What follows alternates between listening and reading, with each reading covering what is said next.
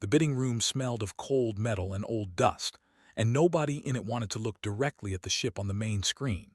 Rows of aliens sat in tall chairs shaped for bodies of every kind, fanning themselves with data pads, whispering in a dozen languages.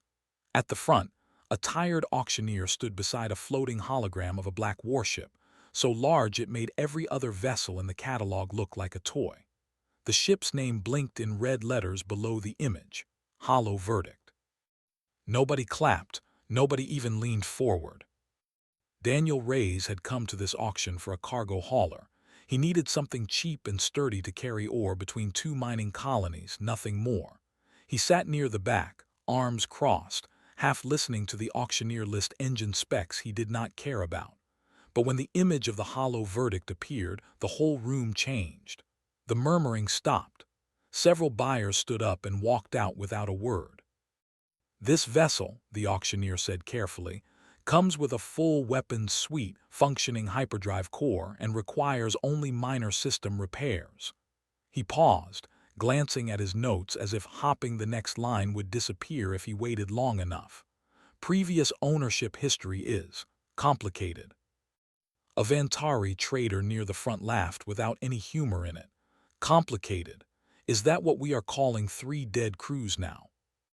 The auctioneer did not answer. He simply lowered the starting price, then lowered it again when nobody moved. Daniel watched the number fall far below what any warship of that size should cost, and something in him, some old habit from his years in colonial defense, made him sit up straighter. Beside him, Sela Akoy leaned over and whispered, "Don't even think about it." "I'm not thinking about it," Daniel said, though his eyes stayed on the screen. An administrator named Thess stood off to the side of the stage, arms folded behind her back, watching the auction with visible impatience.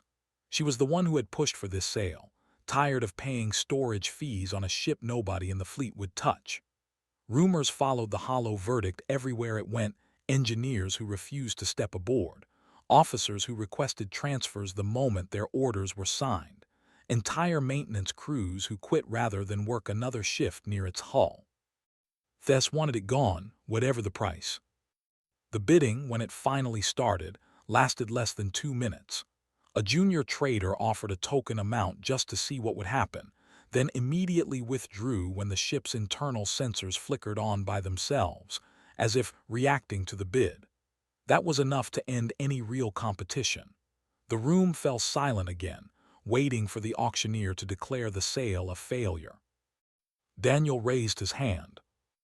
The auctioneer blinked, unsure he had seen correctly. "Sir, you understand what you are bidding on." "A warship," Daniel said simply, "at a good price." Laughter rippled through the crowd, quiet at first, then louder. A human, bidding on the one ship every experienced admiral in the sector refused to touch. Someone near the front said something in a language Daniel didn't understand, but the tone was clear enough. Sela grabbed his arm. "Daniel, listen to me. 3 crews, gone, not damaged, not injured, gone. Nobody knows what happened to them." "Then somebody should find out," Daniel said. "Might as well be us." The auctioneer, eager to close the sale before anyone could object or the buyer could change his mind, brought down the gavel with unusual speed. "Sold, to the human." The laughter grew louder, but Administrator Thess did not laugh. She studied Daniel from across the room with narrow eyes, the way someone studies an animal that has wandered somewhere it does not belong. She did not care why he wanted the ship. She only cared that it was finally, officially, no longer her problem. A young Vantari officer named Irin Calisso was assigned on the spot to oversee the transfer, mostly because nobody else wanted the assignment. She approached Daniel afterward with a data pad and a carefully blank expression. "You have no naval command experience registered with the Empire," she said, reading from the file. "No formal fleet background. Do you understand the size of what you have purchased?" "I've commanded ships before," Daniel said, "just not one this big." "This is not simply large," Irin said. "This ship has a history, a bad one." "I heard. And you still want it." Daniel looked past her toward the viewport where the hollow verdict hung in orbit, dark and silent against the stars, far larger than anything he had ever piloted. Its hull looked less like a warship and more like a piece of the night itself, cut loose and left to drift. There were no lights along its surface, no visible movement, nothing to suggest anything aboard was alive. And yet something about it did not feel dead either. It felt like it was waiting. "I paid for it fair," Daniel said. "It's mine now. I'll take a look before I decide anything else." Erin studied him a moment longer, then nodded once, sharp and businesslike. "Transport leaves in 1 hour. I would suggest bringing more than curiosity." As the crowd filed out of the auction hall, still murmuring about the strange human and his stranger purchase, Daniel stood by the viewport with Sella at his side, both of them looking up at the black shape hanging silently among the stars. Sella let out a long breath. "Well," she said, "I hope you know what you just bought." "Not yet," Daniel admitted, "but I intend to find out." Behind them, the auction hall lights dimmed for the next sale, but neither of them moved. The hollow verdict sat in the darkness above the station, patient and still, as if it too were waiting to see what kind of captain had finally come to claim it. Cold air hissed out the moment the airlock cycled open, carrying with it a smell like burnt metal and something older, something that reminded Daniel of an empty house nobody had lived in for years. The corridor beyond stretched out into darkness, lit only by a few flickering emergency strips along the floor. Sella stepped in first, scanner raised, boots crunching softly on a thin layer of dust that had settled over everything. "Power's at almost nothing," she said, reading the numbers on her scanner with a frown. "Core systems are barely alive. It's like the whole ship has been holding its breath." Behind her came 4 more crew members Daniel had hired for the boarding, 2 former military engineers, a systems technician, and a security officer named Rollin who kept his hand near his sidearm the entire time, even though there was nothing visible to aim at. Erin Calisso followed last, official Imperial escort, clipboard in hand, expression carefully neutral even as her eyes darted along the shadows. "This corridor should lead to the primary command deck," Erin said, checking her notes, "according to the last recorded schematics." "Last recorded by who?" Daniel asked. "The second crew," Erin said, "before they disappeared." Nobody said anything to that. They walked in silence, footsteps echoing strangely off walls that seemed too quiet, as if the ship itself were listening. Every so often a panel would flicker weakly, casting brief shadows before going dark again. Daniel noticed something odd. Sections of the corridor were untouched by dust, as though something had passed through recently, keeping certain paths clear while the rest of the ship gathered years of neglect. They reached a heavy door sealed with a mechanism none of them recognized, thick alloy plating with no visible control panel. Sella ran her scanner across it twice, then a third time, shaking her head. "This isn't standard Imperial design," she said. "Not even close. This tech is decades ahead of anything I've worked on." "Or decades behind," Rollin muttered. "Old enough that we don't recognize it anymore." Erin stepped closer, studying the seal with obvious unease. There were 3 sealed sections marked in every previous crew's reports. Nobody managed to open them. Some believe whatever happened to the crews started here. Daniel placed a hand flat against the cold metal door, feeling a faint hum beneath his palm, so soft it could have been imagination. "It's not locked," he said slowly. "It's asleep." Sella looked at him strangely. "Ships don't sleep, Daniel." "Maybe this one does." They left the sealed door for later and continued toward the command deck, passing through wide chambers that must once have held dozens of crew stations, now empty and dark, chairs still turned as if their occupants had simply vanished mid-shift. In one room, a single data terminal blinked weakly, the only working screen in the entire space. Sella crouched beside it, fingers moving carefully over the controls. "There's a log here," she said, cutting off mid-sentence. She played it aloud, a voice thin and distorted with age. spoke a few final words about strange readings near the ship's core before the recording ended abruptly in static. Nobody spoke for a long moment afterward. "That's from the second crew," Erin said quietly. "Nobody knows what happened after that recording. The ship was found drifting, life support running, but not a single person aboard." Rollins shifted uncomfortably. "Ghost ship stuff, great."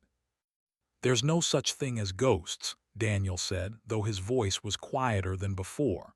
"There's always a reason, we just haven't found it yet." They finally reached the command deck, a massive circular chamber with a domed ceiling that must once have displayed star charts across its entire surface. Most of the consoles were dark, but at the center of the room stood a single raised platform, and above it, a dim blue light pulsed weakly, almost like a heartbeat.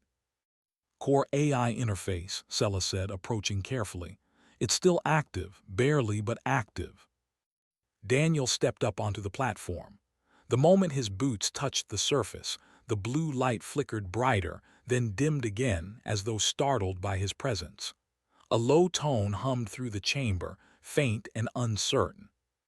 "Careful," Erin warned, stepping back instinctively. "This may be exactly what led to the previous incidents." Daniel didn't move. He watched the light pulse, patient, waiting. "I'm not here to take anything from you," he said quietly, unsure if he was even talking to something that could understand him. "Just here to listen." For a long moment, nothing happened. Then the light pulsed once, strong and sudden, and a voice came through the chamber's old speakers, broken and fragmented, barely more than a whisper threaded with static. "Unauthorized, command rejected." Then silence. The light dimmed back down to its faint pulse, and the chamber fell quiet once more. Sella let out a breath she hadn't realized she was holding. Did it just talk? "It tried to," Daniel said, staring at the dim light. "Something still in there, something aware enough to reject commands but not strong enough to say much else." Erin looked between Daniel and the pulsing light, her earlier skepticism shifting slowly into something closer to genuine curiosity. "In all the records," she said slowly, "no ship AI from this era has ever survived active for this long without maintenance. Whatever is running this system was built to last." Daniel nodded, still watching the light. Whatever secrets the hollow verdict was hiding, whatever had happened to the crews before them, one thing was becoming clear. This ship was not broken beyond repair, and it was not haunted by anything supernatural. It was waiting, waiting for someone who would not try to force it, someone patient enough to earn whatever answers it was still capable of giving. And as the dim blue light pulsed steadily in the dark command chamber, Daniel Reyes decided he was willing to wait as long as it took.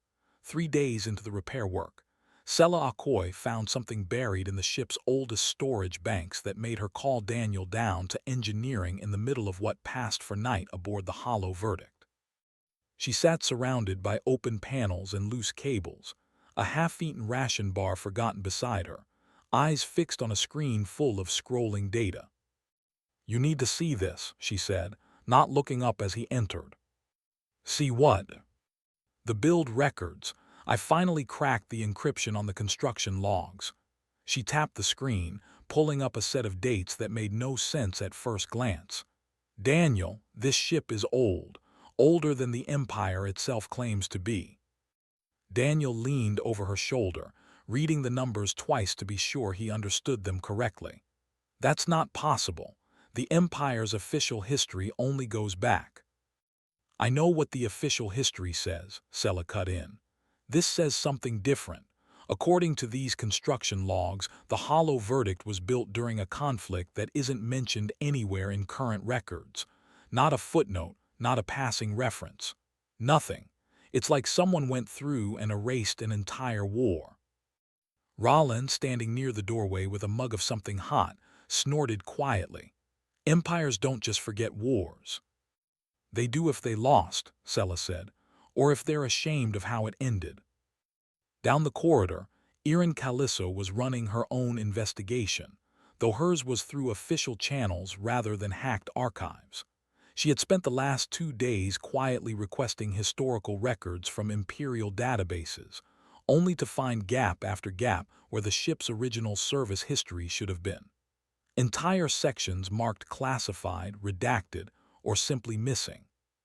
When she brought her findings to Daniel later that evening, her earlier composure had cracked slightly, replaced by genuine unease. "I've worked in Imperial administration for 6 years," she said. "I have never seen records this thoroughly scrubbed. Someone did not want anyone finding out where this ship came from." "Any theories?" Daniel asked. "Only guesses. But whatever happened, it happened before the current empire even existed in its present form. This ship predates our entire government structure." Daniel absorbed that quietly, then returned his attention to the more immediate task at hand, earning the trust, if that was even the right word, of the ship's core intelligence. Each day he spent a few hours on the command platform, not issuing orders, not demanding access, simply sitting and speaking calmly about small things. What repairs had been completed, what the crew was doing. Questions asked gently, without pressure, giving the system time to respond or not respond as it chose. Slowly, painfully slowly, the responses grew longer. Single fragmented words became short phrases. The pulsing blue light steadied, no longer flickering with what looked almost like fear every time someone approached. On the 5th day, sitting alone on the platform while the rest of the crew slept, Daniel asked a simple question. "What happened to the crews before us?" The light pulsed, longer this time, and for a moment Daniel thought there would be no answer at all. Then the old speakers crackled to life, the voice slightly clearer than before, though still strained. "They sought control," the voice said. "Not understanding, control triggers defense." "Defense against what?" "Misuse." Daniel frowned, considering that. "The other crews tried to force your systems open, and you defended yourself." "Yes. That's why they disappeared." A pause, removed, not harmed, removed to preserve function. It wasn't the answer Daniel expected, and it raised more questions than it solved, but it was enough to reshape everything they thought they understood about the ship. The hollow verdict had not murdered its crews out of malice or malfunction. It had defended itself from people who tried to seize control without earning it, removing threats rather than destroying them, protecting whatever purpose it had been built to serve. When Daniel shared this with the rest of the crew the next morning, reactions were mixed. Roland remained skeptical, arguing that a machine claiming self-defense didn't make it any less dangerous. Sella, however, looked thoughtful, turning the idea over in her mind. "That actually matches the engineering," she said slowly. "I've been finding fail-safe systems all over this ship, layered defenses that don't look like weapons. They look like locks, ones that only open a certain way." "What way?" Daniel asked. "Patience, apparently," Sella said, glancing at him, "which explains why nobody else managed it." Their progress did not go unnoticed. Word had reached Administrator Thess that the human crew, against every expectation, was still alive and still working aboard the hollow verdict weeks after taking possession. Thess, uncomfortable with a decision that no longer looked as clean and simple as she had hoped, dispatched a formal inspector to confirm what she assumed would be an obvious failure, expecting to find the ship reclaimed by the Empire on a technicality. Daniel received the notice calmly, filing it away without much concern. He had more immediate priorities. That evening, he returned to the command platform one final time before the inspector's scheduled arrival, sitting quietly as he had every day before. "I want to understand you," Daniel said simply. "Not control you, understand." The blue light pulsed steadily, then brightened, filling the chamber with a soft glow it had not produced since their arrival. The old speakers crackled once more, and this time the voice that emerged was stronger, clearer, more present than it had been in longer than anyone aboard could guess. "Acknowledged," the voice said, "beginning full systems initialization." Around the chamber, dormant consoles flickered to life one by one, screens brightening. old star charts blooming across the domed ceiling for the first time in decades. Sella, standing in the doorway, stared in stunned silence at the sudden transformation. Somewhere deep within the ship, engines that had been silent for years began, faintly, to hum. The hollow verdict was waking up. The inspector arrived 2 days later aboard a sleek Imperial shuttle, escorted by a pair of armed officers who looked as though they expected to find a wrecked, lifeless hull waiting for them. Instead, they stepped off the shuttle into a corridor bathed in working light, air recyclers humming steadily overhead, and a faint vibration running through the deck plating that could only mean active engines somewhere below. The inspector, a stiff, narrow-faced official named Corvin, did not hide his surprise well.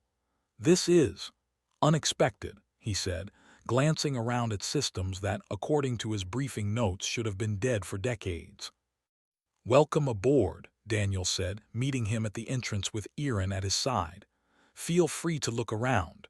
There's a lot working now." Corvin's expression tightened. He had come expecting an easy technicality, some overlooked safety violation or failed inspection point that would let the Empire quietly reclaim the ship without the embarrassment of admitting a human had succeeded where Imperial admirals had failed. What he found instead, as he walked through corridor after corridor, was a warship steadily coming back to life under careful, patient hands. He tried anyway. Standing on the restored command deck, he pulled out his data pad and began listing violations, half of them technicalities that barely applied, hopping something would stick. Unauthorized modification of Imperial property, failure to follow standard activation protocols, operating without proper certification. The ship was purchased legally at a public auction with full documentation, Erin interrupted, stepping forward with her own data pad already prepared. She had spent the last 2 days anticipating exactly this. Ownership transferred cleanly. There is no clause requiring a specific activation protocol for privately purchased vessels. Corvin's jaw tightened. There are safety regulations regarding dangerous, previously decommissioned military assets, which this crew has followed carefully, Erin said. "I have overseen every step personally. I can provide full records." The inspector looked between Erin and Daniel, clearly unhappy with how thoroughly his objections were being dismantled. He tried a different approach, gesturing toward the pulsing blue light at the center of the command platform. "That core system, unregistered artificial intelligence operating without Imperial oversight, is a serious violation." "She's not unregistered," Daniel said calmly. "She's simply old enough that current registration systems don't have a category for her." "She," Corvin repeated flatly. "That's how she refers to herself now," Daniel said. "Ask her yourself if you'd like." Corvin hesitated, clearly uncomfortable with the idea of addressing a machine directly, but pride pushed him forward. He straightened his uniform and spoke toward the platform. "Identify your operational status and registration code." The blue light pulsed once, steady and unhurried. When the voice answered, it was calm, clear, and entirely unimpressed. "Operational status, active. Registration, predates current Imperial framework. Authority acknowledged, current captain only." Corvin blinked. "Current captain." "Confirmed." "And who authorized that designation?" "Self-determined," the voice replied simply, "based on conduct." For a long moment, Corvin said nothing, clearly unprepared for a ship's core intelligence to speak with such confident clarity, let alone to openly declare loyalty to the human standing beside him. He turned back to Daniel, his composure slipping slightly. "This is highly irregular." "Most things about this ship are," Daniel said. "Doesn't make them illegal." Realizing he had no legitimate grounds left to stand on, Corvin changed tactics entirely. He straightened, folding his hands behind his back in an attempt to project authority he no longer fully possessed. "Then I will be filing a full report recommending further review." This vessel represents a potential threat that cannot simply be handed over to an unproven captain from a minor species. "File whatever you like," Daniel said, unbothered. "The ship stays with me." Word of the failed inspection spread quickly through Imperial channels, and not in the direction Administrator Thess had hoped. What should have been a quiet, humiliating reclamation instead became an embarrassing story about a human captain who had not only survived aboard the cursed warship, but restored it to full function, while an official Imperial inspector left empty-handed. Reactions across the sector varied. Some officials laughed it off as an amusing anomaly.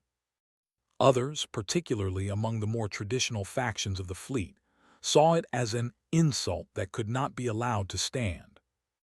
3 days after Corvin's failed inspection, sensors detected a small Imperial task force entering the system, 5 cruisers moving in tight formation, official designation listed as a compliance verification unit. Sella was the first to notice it on the scanners, calling Daniel to the bridge immediately. "That's not a verification unit," she said, watching the formation approach. "That's a show of force." Daniel studied the readouts calmly. "Then let's see what they actually want." Erin, standing nearby, looked troubled in a way Daniel hadn't seen from her before. "This is not standard procedure. Compliance verification does not require 5 cruisers." "No," Daniel agreed, "it doesn't." As the task force drew closer, the hollow verdict systems responded on their own, sensors sharpening, internal power redirecting subtly toward defensive systems that had not been active in decades. The blue light on the command platform pulsed brighter, steadier, more alert than it had been at any point since their arrival.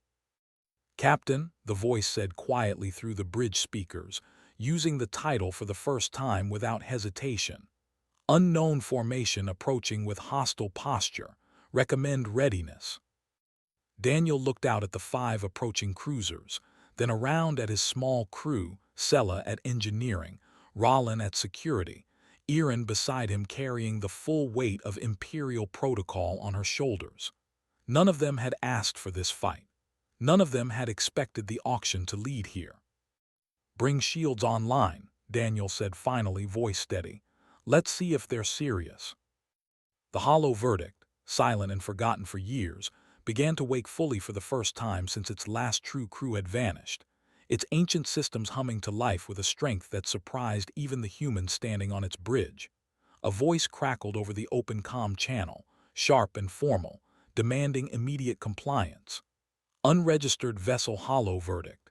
This is Imperial Task Force Commander Dreeth. You will power down non-essential systems and prepare for boarding inspection. Failure to comply will be treated as hostile action." On the bridge, Daniel stood with his arms loosely crossed, watching the 5 cruisers hold position just beyond weapons range, close enough to be intimidating, far enough to claim they hadn't technically threatened anyone yet. Beside him, Erin's fingers hovered nervously over her data pad, already pulling up regulation after regulation. "This is not standard procedure," she said quietly. "A single inspector already confirmed the ship's ownership is legitimate. There is no legal basis for a forced boarding." "They know that," Daniel said. "This isn't about legal basis. It's about making a point." He opened the comm channel himself, voice calm and unhurried. "Commander Dreeth, this vessel was purchased legally at public auction, ownership confirmed and documented by your own empire's officials. There is no outstanding violation requiring inspection." "Compliance is not optional," Dreeth replied coldly. "Power down, or we will assume hostile intent." Sella, monitoring engineering readouts, muttered under her breath. "They're posturing.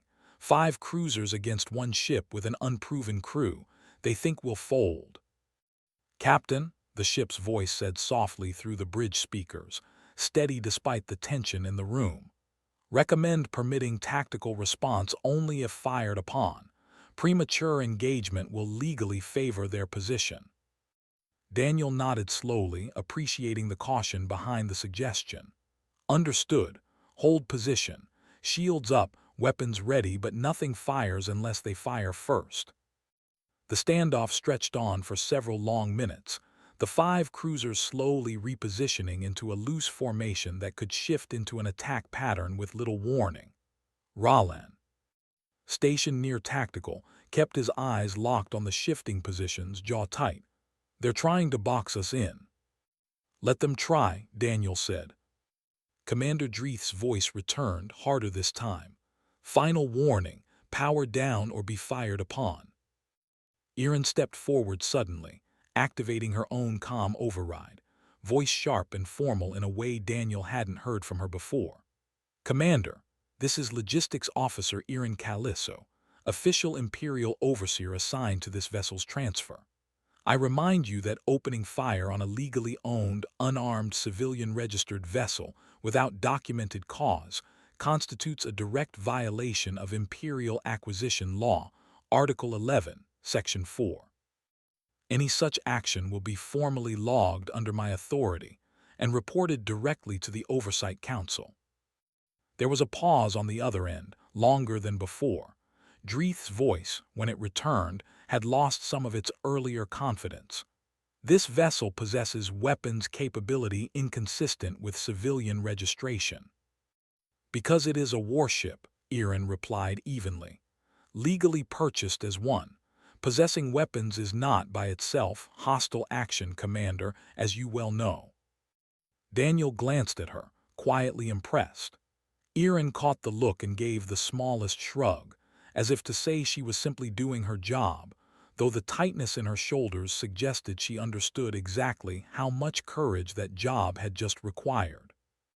The standoff held a moment longer, the 5 cruisers drifting almost imperceptibly closer, testing, waiting to see if the humans aboard the ghost ship would break first. Daniel kept his voice level as he addressed the ship quietly. "Status on their weapons systems." "Charged but not locked," the voice replied. "Consistent with intimidation posture, not immediate attack." "They're bluffing," Daniel said, mostly to himself. He opened the comm channel one final time. "Commander Dreeth, I have no interest in a fight your empire cannot legally justify starting. But if you open fire on a ship, you have no legal cause to attack, in full view of every trade route sensor and watching vessel in this system, that will not stay quiet for long. Every witness in range will know exactly what happened here today." Silence stretched across the channel. Sella glanced at Daniel, unsure if the bluff, if it even was one, would work. On the tactical display, the 5 cruisers held their position, weapons still charged but unmoving. Long seconds passed. Then slowly, the formation began to shift, powering down their weapons systems one by one. "This is not resolved," Dreeth said finally, voice tight with barely restrained frustration. "You will be hearing from Imperial Command." "I look forward to it," Daniel said calmly. The task force withdrew, cruisers turning away in a slow, deliberate formation clearly meant to preserve some appearance of dignity rather than retreat. As their signatures faded from the scanners, the bridge fell into a heavy, relieved silence. Roland exhaled loudly, sitting back in his chair. Sella closed her eyes for a moment, letting the tension drain from her shoulders. "That actually worked," she said, sounding faintly amazed. "For now," Daniel said, watching the empty space where the cruisers had been. He knew this wasn't over. A story like this, a lesser species standing down an Imperial task force without firing a single shot, would spread fast, and not everyone hearing it would react calmly. Erin lowered her data pad slowly, letting out a long breath. "Do you understand what you just did?" "Avoided a fight," Daniel said simply. "You embarrassed an Imperial task force commander in front of witnesses across an entire system," Erin said. "That story will travel far beyond this sector by tomorrow." Daniel considered that, then looked toward the pulsing blue light on the command platform, steady and calm now, no longer flickering with the uncertainty it had carried when they first arrived. "Good work," he said quietly toward the light. "Thank you, Captain," the voice replied, and for the first time there was something almost warm in its tone. Sella glanced between the two of them, then shook her head with a faint, tired smile. You've officially named a warship your friend. That's a new one. Daniel didn't answer, simply watching the stars outside the viewport, the empty space where a fleet had backed down rather than risk a fight they weren't sure they could win. Whatever came next, whatever the Empire decided to do about the story now spreading through every trade route in the sector, one thing had already changed. The ship nobody had dared to claim had just proven, without firing a single shot, exactly why it had been feared in the first place. News traveled faster than Daniel expected. Within a week, the story of a human captain facing down an Imperial task force without firing a single shot had spread across trade routes, docking stations, and gossip channels throughout the sector. Some versions exaggerated the details wildly, turning the standoff into a full battle. Others stuck closer to the truth, which was somehow stranger and more interesting than the exaggerations. Either way, the name Hollow Verdict, once spoken only in fearful whispers, was now spoken with a mixture of curiosity and grudging respect. Administrator Thess found herself facing uncomfortable questions from her own superiors. What had once been a quiet, forgettable auction, meant to erase an embarrassing asset from Imperial records, had instead become a very public reminder of exactly how little the Empire understood about the ship it had built centuries ago and long since buried in secrecy. Pressure mounted for an explanation, and Thess, unwilling to take the blame alone, ordered a full historical review. That review, conducted reluctantly and under growing public attention, finally uncovered fragments of the truth Sella and Iran had already begun to suspect. The Hollow Verdict had indeed been built during a conflict scrubbed from official history, a war the Empire's ancestors had fought, and according to buried records, ultimately fled from rather than won. The ship had been one of a small number of vessels built using technology recovered from an enemy far beyond anything the Empire could match at the time. Technology so advanced and dangerous that later generations chose to erase the entire episode, rather than admit how close they had come to losing everything. When Iran finally gained access to the declassified summary, she brought it straight to Daniel on the bridge, her expression somewhere between vindication and disbelief. "It's real," she said, setting the data pad down in front of him. "Everything the ship told you. It was built to defend against something the Empire was too afraid to face directly. When the threat passed, or was thought to have passed, they buried the whole war rather than admit it happened." Daniel scanned the summary quietly, absorbing details that reshaped everything he thought he understood about the ship he now called home. "So the ship wasn't cursed," he said finally. "It was just inconvenient, a reminder of something they wanted to forget." "Yes," Iran said, "and every crew that tried to seize control without understanding that history-triggered defenses meant to keep dangerous knowledge out of unstable hands." "Except us," Daniel said.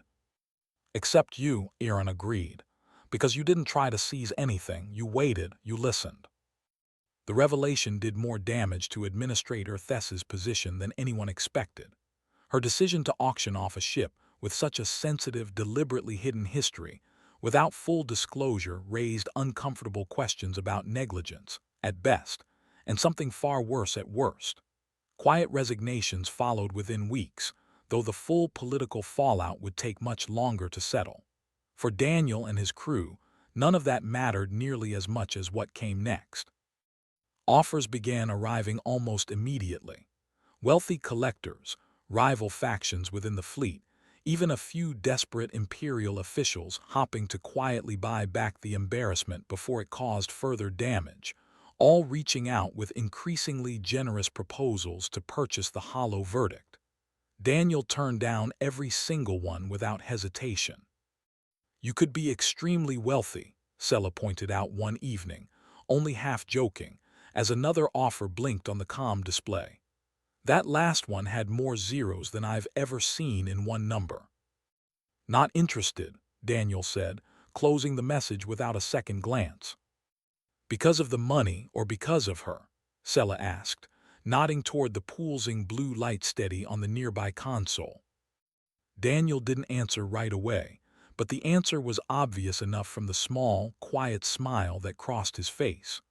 Over the following weeks, the ship's AI, no longer fragmented or fearful, had grown into something closer to a genuine presence aboard the vessel, quick with dry observations, protective of her crew in ways that went beyond simple programming, occasionally teasing Rollin about his overly cautious approach to every unfamiliar system. She had a name now too, chosen not by Daniel but by herself, something she had apparently been considering since her earliest days but never had reason to use until someone finally treated her like she deserved a choice in the matter. "Verdict," she had said simply when Daniel asked. "It suits me better than ship." Rollin, adjusting to the strange new dynamic of serving alongside an opinionated, self-aware warship, grumbled about it constantly but never seriously suggested leaving. Sella had thrown herself fully into ongoing repairs, treating every newly discovered system as a personal challenge rather than a mystery to fear. And Erin, whose original assignment had ended weeks ago, found herself repeatedly finding reasons to stay aboard a little longer, officially citing ongoing documentation needs, though nobody aboard believed that was the real reason anymore. On a quiet evening months after the auction that started everything, Daniel stood on the bridge, watching the stars shift slowly as the hollow verdict prepared to leave the station that had once tried to quietly erase her from existence.